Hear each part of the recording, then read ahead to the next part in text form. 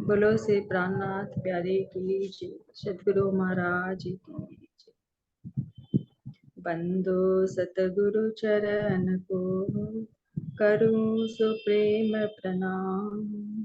अशुभ हरन मंगल करन धनि से देव चंद्र जी नाम।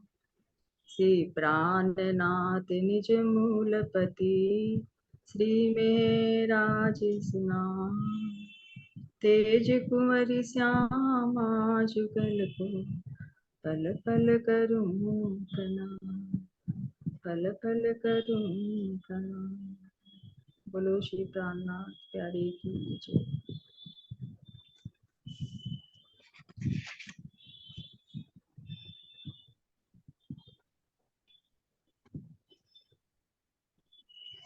चौपाई दिखाई दे रही है ना, चौथी चौपाई आपकी। हाँ जी, प्रणाम जी। प्रणाम जी, प्रणाम।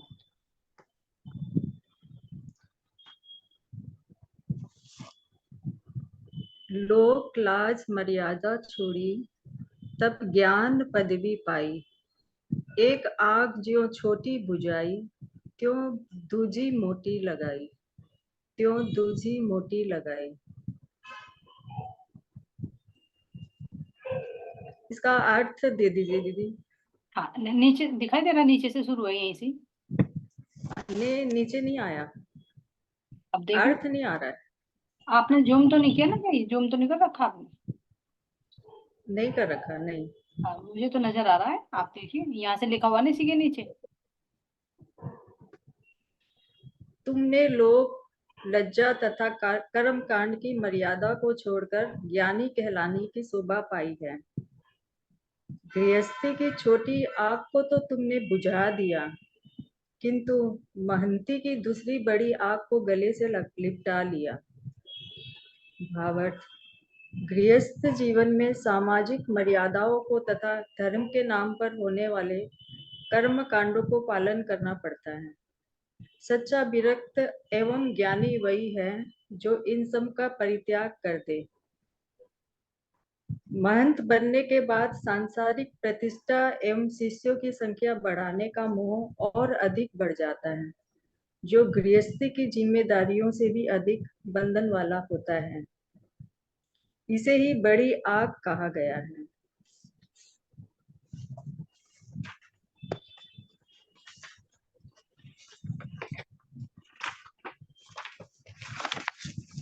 प्रणाम दीदी, इसका आप ही बता दो ना थोड़ा। नहीं नहीं नहीं, हम आपकी बात सुनना चाहेंगे। आप बताइए। नहीं, आपकी बात अभी, आपकी मीठी मीठी मधुर आवाज से सुने हुए ना काफी दिन हो गए ना, तो आप अच्छी तरह से तसल्ली से सुनेंगे हम। बोल। इतना आता नहीं है।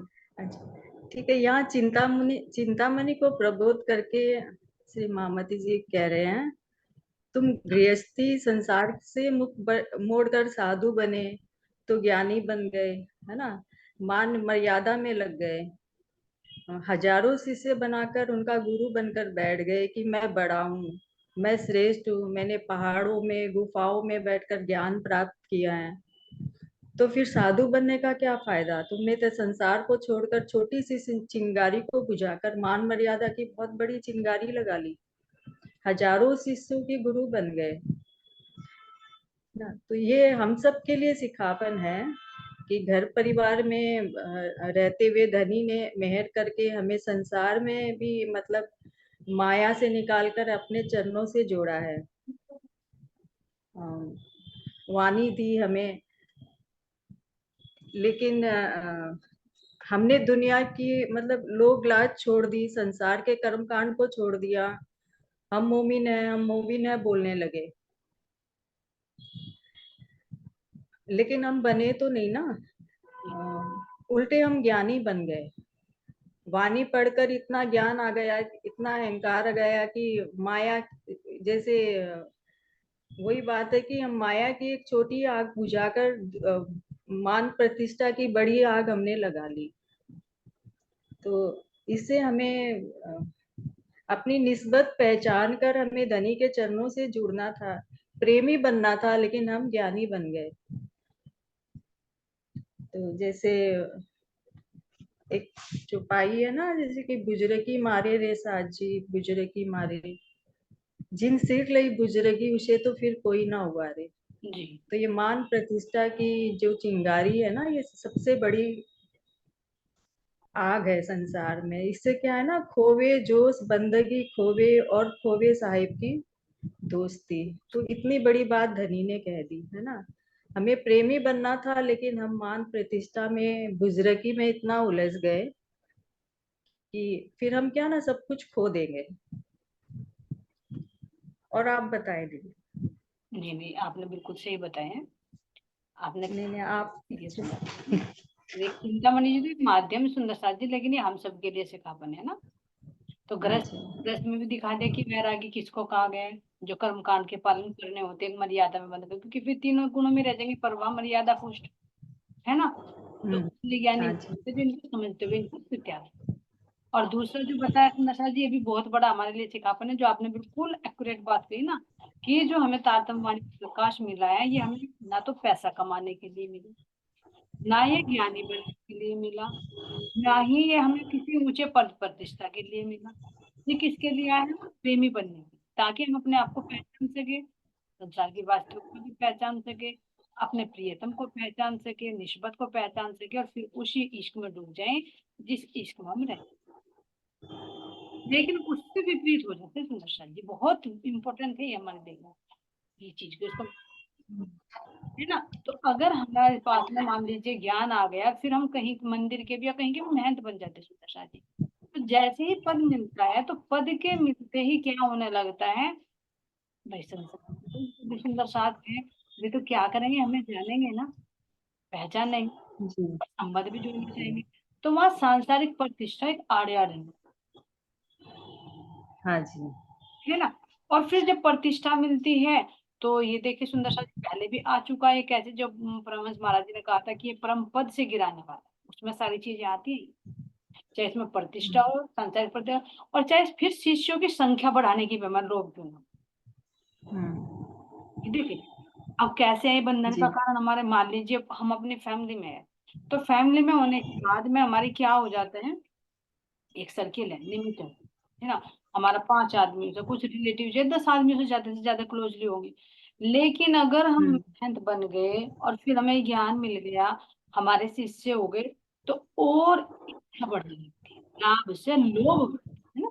चाहे वो धन हो, चाहे मान सम्मान का हो, चाहे वो शिष्य का ही क्यों ना, और चाहे सुंदर जी सुंदर साथ का ही क्यों, ये भी एक बात देखिए। इसके पीछे क्या होता है, फिर कितनों का सर्किल बन जाता है वो जो हमें घेर ले। अब इससे क्या ये निकलता है कि हमें सुंदर साथ से मिलना नहीं चाहिए, क्या सुंदर साथ से चर्चा नहीं करनी चाहिए, है ना, ये भी आ सकता है इसमें। तो क्या हम एकांत में रहे? हम्म। नहीं। तो फिर आप एक दूसरे के साथ में कैसे जागने चलेंगे, कैसे करेंगे? तो इसमें करे तो, लेकिन कह रहे हैं कि इसका मोह ना बढ़ाए कि भाई मेरे शिष्य ज्यादा हो, अधिकतर जो होता है भाई वहां सुंदर साथ का ज्यादा से ज्यादा कैसे भी करूँ, कैसे भी मीठी मीठी बात करके करूँ, बस मेरी मीटिंग में ज्यादा, मेरे जो गुरु हैं उनके शिष्य को ज्यादा होती है। तो ये भी क्या होता है, एक मोह का कारण ही बनता है सुंदर साथ। इसमें हमें जी। समझा रहे हैं घर में रहते हुए भी, और अगर हम ज्ञान के मार्ग पर निकलते हैं तो उसमें भी कैसे कैसे माया अनेक रूप धारण करके आती है। तो हमारे अंदर कहीं ये तो नहीं है कि गुरु सांसारिक प्रतिष्ठा का भाव तो नहीं है ना, या फिर हमारा कोई गुरु के पद पर बैठ गए तो शिष्यों की संख्या बढ़ाने का मोह तो नहीं है, कि भाई कैसे भी हम्म। मैं चाहे दिन रात प्रचार करूं, चलता रहूं, बढ़ाता रहूं, है ना, और अपने लिए कोई ध्यान चितवनी नहीं है। तो इसके लिए भी एक बंधन का कारण बन जाता है सुंदर साथ। और फिर जितने से संबंध जुड़ेगा उतने से बढ़ता चला जाएगा। तो इसीलिए सुंदर साथ जी कह रहे हैं कि गृहस्थी की जिम्मेदारियों से भी अधिक बंधन वाला होता है, इसको कहा गया बड़ी आग।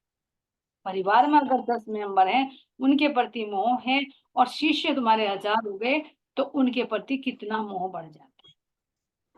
चलिए बहुत हम्म। अच्छा, ध्यान से कीजिए, चुनवाई भी बहुत अच्छी निकली, और आपने सीखा बहुत अच्छा दिया।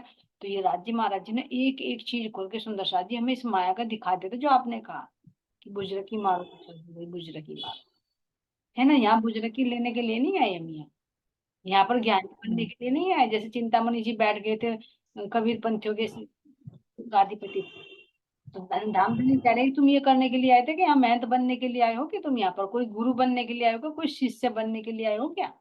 नहीं, तुम धनी का इश्क रूप स्वरूप कारण के, इस चीज का हम ध्यान रखें सुंदर साहब जी, है ना। ये किसी और पर नहीं, अपने आप पर ही घटित करके देखे, अपने आप को इस आईने में देखे कि कहीं हम इसके बंधन में तो नहीं, अगर है तो महाराज जी की वाणी से विपरीत, है ना।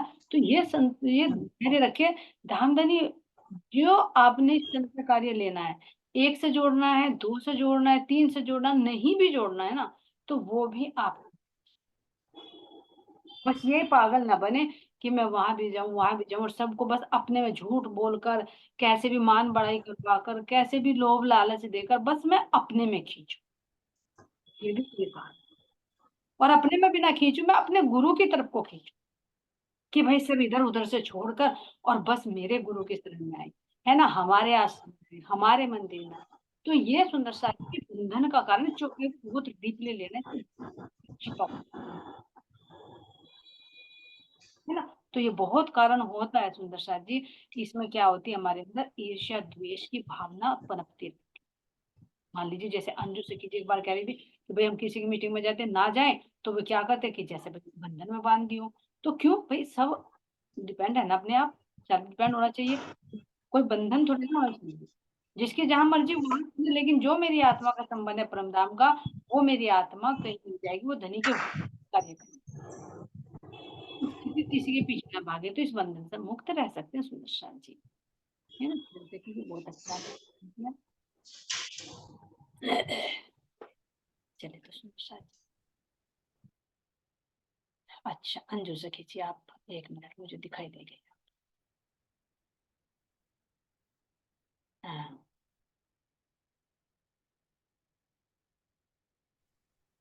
प्रणाम जी दीदी, प्रणाम जी। मैं इसी चुपाई पे ये कहना चाहूंगी, देखा जाए तो अगर आज हमारे समाज में यही सब तो हो रहा है, राज्य से कोई थोड़ा जोड़ रहा है, जिसको भी देखते हैं, मैं आपकी बात नहीं, जैसे औरों की बात भी करते हैं, आजकल यही तो है, हर कोई अपने से जोड़ता है। जी जी। अपने से जोड़ते हैं ना। जैसे साईं बाबा ने कहा कि सबका मालिक एक, तो सब ने, जो सारे संसार ने क्या किया, ये तो समझा नहीं कि सबका मालिक एक कौन, सब उसे ही पूजने लग गए। ऐसा ही है ना। ऐसा ही बिल्कुल वैसे आज समाज में भी यही है। ऐसा नहीं, मैंने कई जगह जा जाकर देखा है ना, अपने वजूद से जोड़ते हैं, राज्य से नहीं जोड़ते हैं। हम्म। यही तो, यही तो कहा गया ना, मोटी आग इसी को तो कहा गया है। आज दूसरे, चलो सबकी बात छोड़ो, मैं अपनी बात करूं, ठीक है। हम कहीं जाते हैं तो हाँ, क्या होता है कि हमें सम्मान मिलने लग जाता है ना, कि अरे आप गाओ आप गाओ। तो बताओ, हमारे मन के अंदर भी अहंकार आ जाता है। मैं अपनी बात भी बता रही हूँ कि आ जाता है, देख। लेकिन फिर उसी के बाद दुत्कारते हैं कि राज्य महाराज, अगर अहंकार आ गया तो फिर तो सब खाली है। जहां मैं है, राज्य कह रहे ना, वहां पर मैं नहीं हूं। ये सारी बात समझने की है, बस ऐसा नहीं कि भी कोई चीजें होती है ना, हम देखते हैं तो उसको अंदर सोचते हैं कि कहाँ पर है राज्य। देखा जाए तो हर कोई अपने से तो जोड़ रहा है, जिसको भी देखो वो अपने ही जयकारे लगवा रहा है पूरे समाज में। कहीं पर भी चले जो, कोई कहते हैं ना, कोई विरला होएगा। एक चौपाई आती है, जो कदी भूली वतन, कोई विरला होता है ना। वो भी हाँ, नजर कहानीदार। तो बिल्कुल नजर कहाँ, कहते हैं ना, कोई एक विरला होता है ना, अगर 10 लोग भी बैठे हैं ना, अगर कोई एक सच्ची रूह होगी तो वो पता चल जाएगा कि हाँ, एक सच्ची रूह है ये।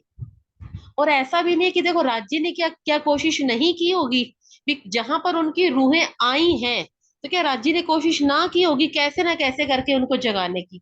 आज हम समाज में देख रहे हैं ना, कहाँ पर राज्य अपनी रूहों को जगा रहे हैं और कहाँ पर सब भंडारे और सब ये हो रहे हैं। तब तोल मोल करके देखते हैं ना, जब देखा बेवरा कर, तब तामे उरज रही। बिल्कुल।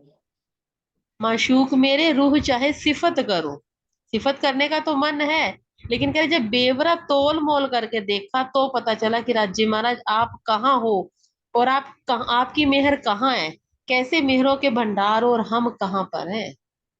तब पता चलता है कि हाँ, कि हम कुछ भी नहीं है, जो कुछ भी है राज्य के हुक्म से है। प्रणाम जी। प्रणाम जी अंजू सखी जी, बिल्कुल सही कहा है ना। देखो हम विचार करें, जब हमारी इंद्रावती सखी ने नहीं अपने तन को महत्व दिया, क्या कहा, सूरत एक ही राखी मूल मिलावे माई, उन्होंने कभी अपने तन को तो नहीं किया, है ना। वाणी भी गद्दी पर भी किसी को बैठा सकते थे भाई, कितने परमहंस थे, लालदास जी से, माल छत्रसाल जी थे, लेकिन वाणी को क्यों पधराया? है ना। तो हमें भी सुंदर साथ जी ये देखना चाहिए कि हम भी एक सुंदर साथ ही हैं, करे, जागनी करे, चर्चा करे, लेकिन एक गुरु पद पे बैठ कर नहीं, एक सुंदर साथ के भाव से, है ना। और अगर जैसे अभी आपने कहा कि भजन के अंदर से या कुछ भी चीज करे, अगर हमारी इच्छा है बोलने की, तो हम उसके अंदर ये भाव ले कि धनी ने ये शोभा मुझे दी, लेकिन मैं इसके लायक नहीं थी, तो वहां पर सुंदर साथ जी नहीं आती तो जरूर है, एक बार मैं तो जरूर खड़ी होती है, लेकिन वहां पर हमें अवेयर होना पड़ता है, इसीलिए तो वाणी दी। अगर आज हमें पता है कि कोई अपने तन को, वजूद को पुजवा रहा है, और फिर भी हम वाणी को ना सुनकर अज्ञानतावश उनके बंधन में बन जाते, तो दोष किसका है? अपना भी तो दोष है ना। जब महाराज जी कह रहे हैं कि हमने तुम्हें वाणी दी है, तो वाणी को पढ़ो, इसको खोलो, इसको समझो, मेरे शब्दों को समझो मैं क्या कह रहा हूं, और फिर भी हम ना सुने, फिर भी हम किसी के वजूद को राज्य बनाकर, किसी के वजूद को श्यामा जी बनाकर उनको हम पूज रहे हैं। यहाँ तक भी देखा है कि जिससे हमने नाम ले लिया, उन्हीं की फोटो की आरती भी की जा रही है। इतना भी हो जाता है सुंदर साथ जी, ठीक है गुरु का सम्मान करें, लेकिन ये तो नहीं कहा कि जिससे तारतम्य ले ले तो तुम उसी की आरती, उन्हीं का भोग लगाने लगो। वो दिल में भाव होते हैं सुंदर साथ जी, सम्मान होना चाहिए, प्रेम होना चाहिए, लेकिन एक राज्य की जो जगह है ना, वास्तव में वो कोई नहीं ले सकता। हरिहर से जी, आप कुछ कहना चाह रहे थे?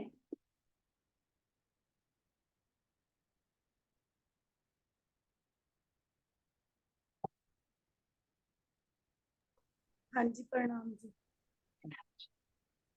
हाँ जी, मुझे तो ना बस ये कह रही थी, मैं आवाज बहुत कम आ रही है, मुझे ये आ रही क्या, रात भी बहुत कम आ रही थी। ठीक है, और सुंदर साथ बताते हैं कैसे। हाँ जी, ठीक है। बीतक हमारा क्या है वर्णन करो। बीतक हमारा क्या है सुंदर साथ जी?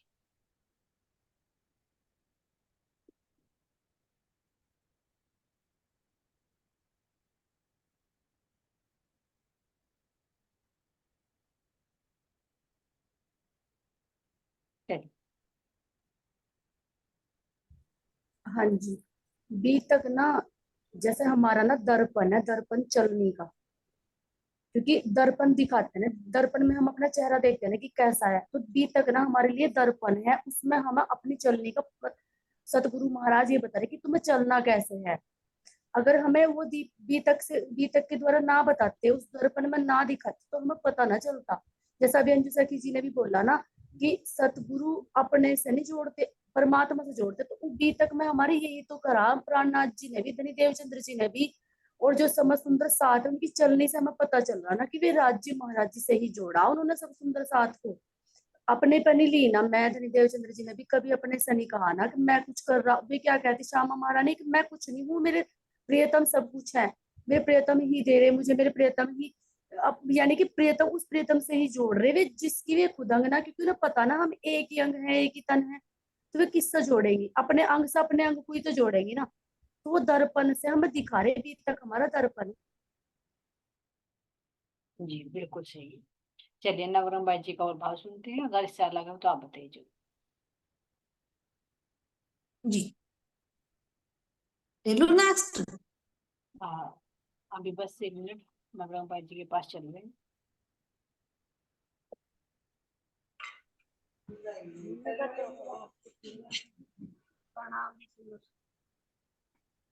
अनम्यूट करिए। प्रणाम जी सुंदर। प्रणाम जी, प्रणाम जी। जो हमारी बीतक है ना, तो हमारी जो बीतक है कहना, ये हमारा दर्पण है, दर्पण तो है ही, लेकिन ये हमारे साक्षात राज्य है। राज्य कैसे हैं? जिस चोले में राज्य महाराज जी आए, शुरू से लगा के आखिर तक, जैसे शुरू में प्राणनाथ जी, देवचंद्र जी, छत्रसाल जी, शेरपुर वाले महाराज जी, तो ये अपनी बीतक कह गए हमारे लिए, जो आज हम जाग रहे सुंदर साथ, जो हम जाग रहे अब जा, तो उन्हीं की बीतक। तो हमने तो शुरू में भी बीतक ही सुनी थी, वाणी नहीं सुनी थी, तो हम बीतक से ही जागे राज्य महाराज जी की। जो ये बीतक है, यही हमारा एक किस्म का मूल है, यही हमें राज्य से जोड़ेगी, वाणी से यही जोड़ेगी, सुंदर साथ से यही जोड़ेगी। इसमें साथ साथ मेरे राज्य महाराज जी ने सब अपने बातों में रूप में खुला, कैसे कैसे सुंदर साथ आए, कैसे कैसे कसनी करी, कौन कहाँ तक लेगा। जैसे प्राणनाथ जी साक्षात हमें परम धाम का स्वरूप दिखाया। श्री हमारी श्यामा महारानी ने भी, मेरे शेरपुर वाले महाराज जी ने कैसी चलनी बनाई, बहुत सुंदर साथ बहुत से जो हमें लेकर भी चल रही है भैया। तो हमें इस बीतक से ये सीखना कि हम भी उनके बताए रास्ते पे चलने की कोशिश ज्यादा ना करें, तो लेकिन ज्यादा भी क्यों नहीं करनी, तो चाहे मैं पूरी कोशिश कि हम ऐसे ही चलें, लेकिन हमारे पे इतनी भी नहीं, तो कोशिश तो हम जरूरी कर सकते। जब हम पैर ठानेंगे तो कुछ ना कुछ हम उनकी चलनी पर चलेंगे। तो हमारे भी था। जी बिल्कुल सुंदर साथी है ना। देखो देखने का नजरिया अलग अलग हो सकता है सुंदर साथी, है ना। बीतक को हम अपनी बीतक यानी अपनी यात्रा की पूरा वृतांत भी कह सकते हैं, है ना, क्योंकि हमारे 6 दिन की लीला है। और हमारी सुंदर साथ जी दर्पण भी है, क्योंकि हमें दिखा रहा है ये। हमारी चलनी भी है, हमारे साक्षात धनी का स्वरूप भी है, क्योंकि हमारे धनी की जो धनी ने यहाँ पर लीला की है ना, रूहों ने लीला की है, तो धनी तो बैठे ही नीलम में, हक बैठे हैं नीलम में, तो उनकी बीतक से अपनी बीतक से मैं अलग थोड़ी ही। तो यानी चीज एक है, देखने का नजरिया अलग अलग है। और इसको सुंदर साथ जी हम चाबी भी कह सकते हैं, कुंजी है हमारी चाबी। कौन सी चाबी? वाणी को खोलने की चाबी। क्योंकि जब तक हम बीतक को नहीं समझेंगे तब तक हम वाणी से भी अनभिज्ञ रहेंगे। बहुत से ऐसे रहस्य हैं जो हम बीतक के माध्यम से खुलते हैं। तो इसलिए सुंदर साथ जी अलग अलग नजरिया हो सकता है, हम अपनी बीतक को किस रूप में देख रहे हैं, है ना। मानिक भाई जी ने बहुत अच्छा बताया। इससे अलग कोई भाव है तो हैंड रेज कर ले सुंदर साथ जी, नहीं तो नेक्स्ट क्वेश्चन पर चलते हैं। चलिए ठीक है, आगे बढ़ो। ठीक है जी जी। लाल सुग्रीव के अंदर संतान की इच्छा क्यों नहीं थी?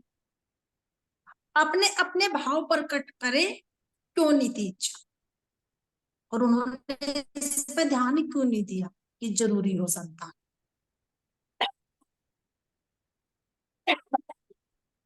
शेर भाई जी बताइए।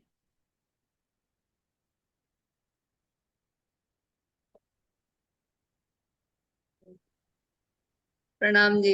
प्रणाम। उनके अंदर इसलिए इच्छा नहीं रही थी क्योंकि वे गुरु की शरण मांगे थे, उन्हें बाहर की लोग की इच्छा नहीं रही थी। इसलिए वे उन्हें मतलब धन तो उनके पास बहुत कुछ था, एक पुत्र की कमी थी। वो ही उसकी गुरु की शरण मांग के वह भी इच्छा तृप्त हो गई थी। वह दूसरी उसमें आ गए थे वे, अकबर मैं गुरु की शरण में रहूं, यही सेवा करूं, यही रहूं भाई 8 दिन तक 10 दिन तक। मेरे गुरु तो कोई मुझे कहने वाला नहीं कि भाई अब ना जाओ तुम, तो मैं यहीं पे ही रहूं। इसलिए उनकी इच्छा नहीं थी पुत्र की। जो वे और महात्मा थे उन्होंने उस पर जोर दिया था। बिल्कुल सही। प्रणाम जी। क्योंकि ऐसा ना, देखो जब तक संसार में लिप्त हैं तो इच्छा बनी रहेगी, लेकिन जब समर्थ सतगुरु मिल जाए, है ना, और आत्म जागृति की राह पर चलने लगे तो लौकिक इच्छाएं स्वतः ही कम होने लगती। तो इसलिए उनके अंदर वैराग्य हो गया, तो उन्हें पुत्र प्राप्ति की इच्छा भी नहीं थी सुंदर साथ। लेकिन जो कुछ कारण हम बनना होता है, धनी को कोई सेवा लेनी होती है, तो कुछ ना कुछ ऐसी रीजन बना देते हैं जो और हमारे संत महात्मा ने उनसे विनती करें। बहुत अच्छा सुंदर साथ। अगला नहीं? हाँ। ठीक है। क्या पुत्र प्राप्ति से माता पिता को मोक्ष मिल सकता है या नहीं, भाव प्रकट करें। माता पिता से क्या संतान से केवल मोक्ष प्राप्त हो सकता है या नहीं, या उसके लिए और भी किसी कंडीशन की जरूरत पड़ती हाँ जी, माता पिता यहाँ कहते हैं ना कि हमारे बेटा हो तो है? मोक्ष मिल जाएगा, तो क्या ऐसा है या नहीं? चलिए सुंदर साथ जी। मैको भाई जी आप अनम्यूट करिए। मोक्ष कैसे मिले?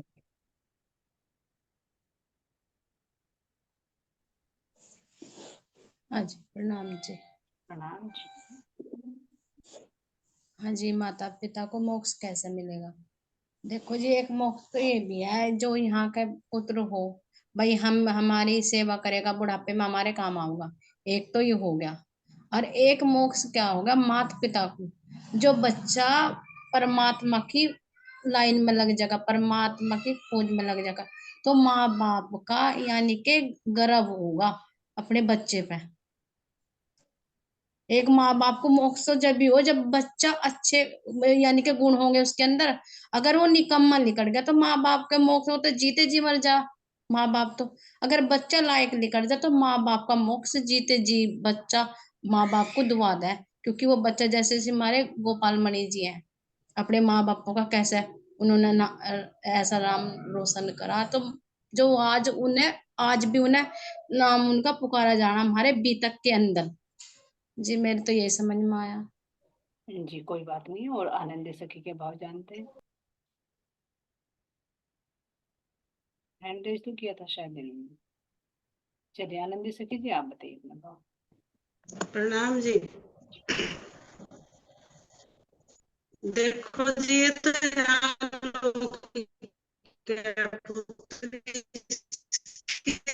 से मोक्ष मिलेगा, मोक्ष मिलेगा हमारे आत्मज्ञान से। ये तो बात जी। नेट बहुत स्लो है आपका। नेट स्लो है। वंदना सखी जी से पूछते हैं। वंदना सखी जी आप बताइए। आपका नेट बहुत स्लो हो रहा है, आज कट कर आ रही है। हाँ, प्रणाम जी। जी प्रणाम। मतलब ये इन्होंने कहा कि पुत्र प्राप्ति का एक तो ये है कि इससे ये जरूरी नहीं है कि इससे मोक्ष प्राप्ति के लिए, या ये तो पीढ़ी दर पीढ़ी मतलब हमारे धर्म की सोच धर्म की सेवा में लगा रहे, वो तो पुत्र ठीक है। जो हमारे आगे 7 पीढ़ी तक मतलब पुत्र को चल नहीं, तो पुत्र का ना होना ना बेकार ही है। अगर वो हमारे धर्म की सेवा में न लगे तो, और माता पिता का कहना ना माने, धर्म के कार्य में न लगे, तो तब तो ठीक है। वो ये है कि पूत कपूत, फिर तो वो पूत कपूत ही कहा जाएगा। पूत सपूत वही है कि जो धर्म के कार्य में लगे और पीढ़ियों तक जो 7 पीढ़ियों को उतार दे, मतलब कि कहने का ये है कि जी जी। तो इसलिए उनके घर भी ऐसा ही पुत्र मतलब हुआ।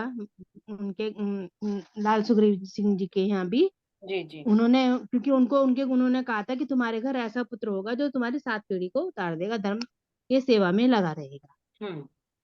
जी चलिए तो इसलिए उनको ऐसे पुत्र की प्रार्थना।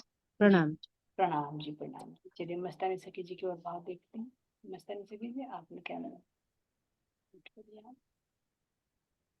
इनका प्रश्न है कि क्या केवल पुत्र की भक्ति से माता पिता का मोक्ष हो सकता है।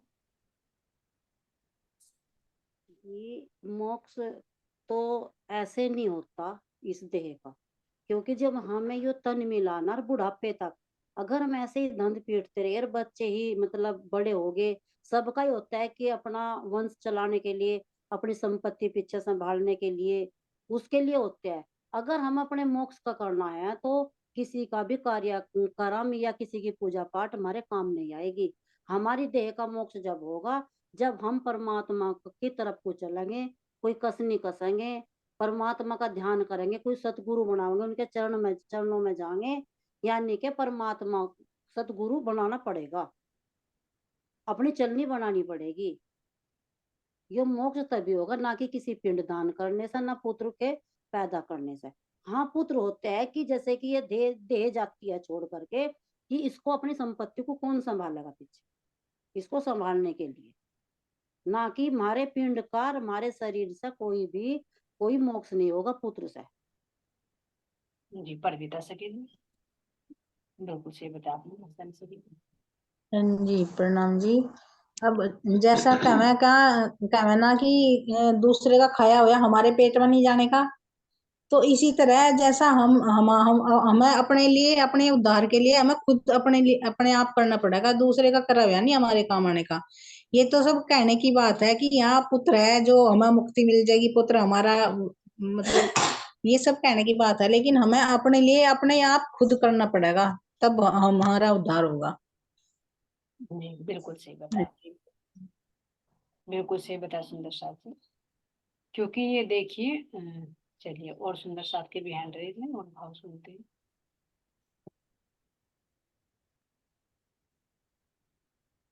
जी प्रणाम जी दीदी। मुझे ज्यादा तो नहीं पता, लेकिन एक चौपाई आती है, दुख सुख लेवे अपने अंग कोई ना किसी के संग। चौपाई आती है ना, प्रगट वाणी की शायद, नहीं, प्रकटवाणी में नहीं है, शायद कहीं और है। हाँ किसी और में, धाम वर्णन किसी और में, हाँ। जी जी। तो सबका सार एक तो निकलता मुझे है। बिल्कुल, हाँ बड़ी बोल। कम सुनाई दे रही, आवाज ही नहीं आ रही सबकी, मेरे को बहुत धीरे धीरे बोल रहे हो या तो आप लोग, या मुझे नहीं आ रही किसी की नहीं जी, आवाज। फुल आ रही जी आवाज, हमें तो फुल आ रही सबकी, आपकी भी अच्छी आ रही।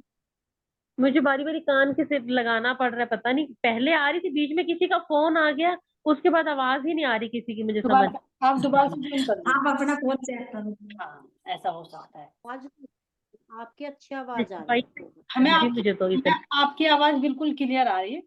आपकी आवाज हमें बिल्कुल क्लियर आ रही है। तो बीच में ना किसी का फोन है, सबके फोन रात को ही करने होते हैं, फोन आ गया बारी बारी, उसके बाद आवाज नहीं आ रही अच्छे से किसी की मेरे को। सभी का मतलब सार निकल कर सुंदर साथ जी यही आ रहा है ना, जब का दिखा दे चौपाई से भी साक्षी मिल गई हमें, कि अगर हम ये सोचे कि हमारा पुत्र भक्ति करे, है ना, और हमारा उद्धार हो जाएगा, हमारा मोक्ष हो जाएगा, और हम कुछ ना करें, ऐसा नहीं हो सकता, है ना। अपना करनी अपने आप करनी पड़ेगी। लेकिन हाँ, अब अगर हम गोपाल मुनि जी का प्रसंग ले कि माता पिता को बुलाकर उन्होंने ज्ञान दिया, उनका उद्धार कर दिया, तो क्यों, उसके पीछे भी तो रीजन है ना। क्योंकि उनके माता पिता पहले से भक्ति भाव से ओतप्रोत थे, बस एक संकेत मिल गया उनको, रास्ता बता दिया, तो उद्धार हो गया।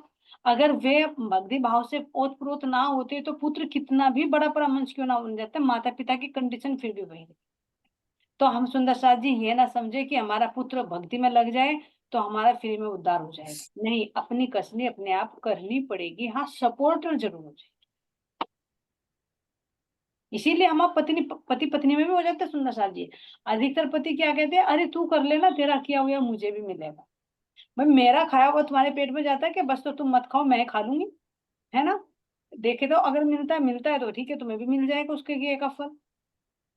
तो सपोर्ट तो जरूर हो सकते हैं सुंदर साथ जी, लेकिन ये नहीं हो सकता कि पत्नी कर रही है और पति अपने इंद्रियों के वशीभूत होकर संसार में अपना समय बर्बाद कर रहा है, उसके करने का फल उसको मिल जाएगा, नहीं। सबको, किसी को नफा नहीं देगा, अपने करने का फल अपने आप ही करना पड़ता है। लेकिन सपोर्ट थोड़ा बहुत जरूर हो जाता है, क्योंकि वो कितना सपोर्ट कर रहा है उसमें, चाहे गलत काम में कुछ अंश होता है सुंदर साथ जी। ध्यान देना, वो कैसे, यहाँ के उदाहरण से भी समझे कि जैसे मान लीजिए यहाँ पर किसी ने कोई क्राइम कर दिया फैमिली के मेंबर ने, है ना, तो फैमिली वालों उसको तो लेकर जाएंगे जो क्रिमिनल है, लेकिन उसके फैमिली वालों को भी जाना पड़ेगा, है ना। थोड़ा सा पैसा भी इकट्ठा करना पड़ेगा, उनको पैरवी पर भी जाना पड़ेगा, परेशानी तो उनको भी झेलनी पड़ेगी ना, किया एक ने। इसी तरह से फैमिली में करता एक है, लेकिन उसका कुछ अंश, उसके सतोगुण के कुछ अंश उस परिवार वालों को भी मिलते हैं, लेकिन बिना किए उसे नहीं मिलता। थोड़ा बहुत तो उसको जरूर करना पड़ेगा अगर लक्ष्य को पाना।